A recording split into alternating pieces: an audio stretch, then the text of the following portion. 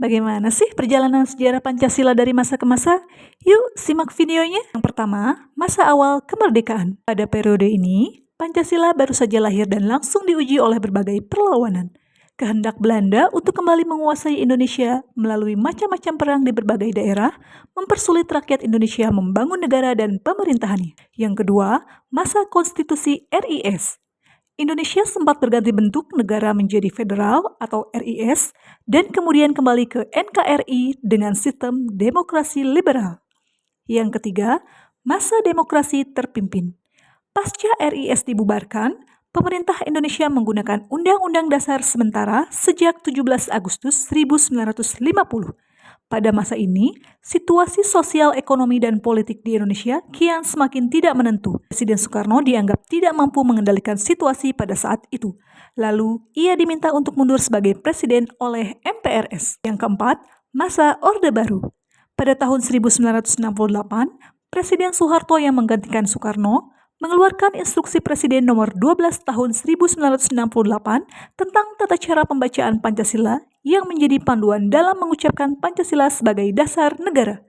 Yang kelima, masa reformasi. 1998, Presiden Soeharto menyatakan mengundurkan diri sebagai presiden. Setelah jatuhnya Orde Baru, Pancasila sempat mengalami fase trauma karena dianggap sebagai alat rezim lama.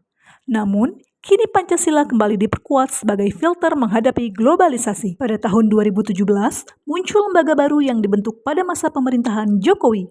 Lembaga tersebut bernama Unit Kerja Presiden Pembinaan Ideologi Pancasila. Pada 2018, lembaga tersebut diubah menjadi Badan Pembinaan Ideologi Pancasila.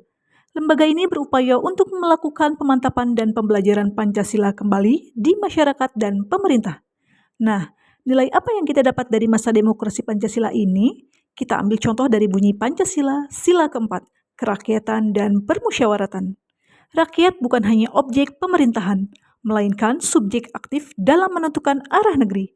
Pancasila menegaskan demokrasi berdasarkan musyawarah untuk mencapai mufakat. Namun, kini harus dijalankan dalam kerangka pluralisme, contohnya pemilihan umum yang bebas dan adil atau transparan, serta kontrol publik. Di tengah gempuran media sosial dan teknologi yang terus berubah, rasanya Pancasila seringkali cuma dianggap sebagai materi pelajaran yang membosankan dan kuno. Padahal, kalau kita mau melihat lebih dalam, Pancasila itu punya peran yang keren loh, terutama untuk kita sebagai mahasiswa atau anak muda di era modern. Pancasila mengajarkan kita untuk punya pegangan hidup, punya etika, dan menghargai keberagaman keyakinan.